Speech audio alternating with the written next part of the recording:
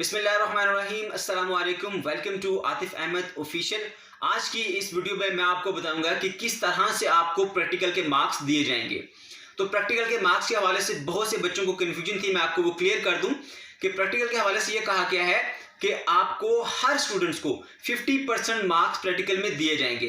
Let's suppose अगर आपके total 90 marks हैं प्रैक्टिकल के, तो आपको 45 मार्क्स हर स्टूडेंट को दिए जाएंगे और जो बाकी के 45 मार्क्स हैं वो आपकी थ्योरी के हवाले से दिए जाएंगे। फॉर एग्जांपल अगर आपके थ्योरी में 50% मार्क्स हैं तो इस 45 में से आधे मार्क्स आपको मजीद मिल जाएंगे। तो अगर आपके थ्योरी में कंप्लीट मार्क्स हैं तो ये 45 भी आपको पूरे के पूरे मिल जाएंगे, यानी 45% मार्क्स आपको मिलेंगे ही मिलेंगे और जो बाकी के 45% मार्क्स हैं वो आपकी थ्योरी के ऊपर डिपेंड करता है कि आपने थ्योरी में कितने मार्क्स लिए हैं। तो इस तरह से आपको प्रैक्टिकल के मार्क्स दिए जाएंगे।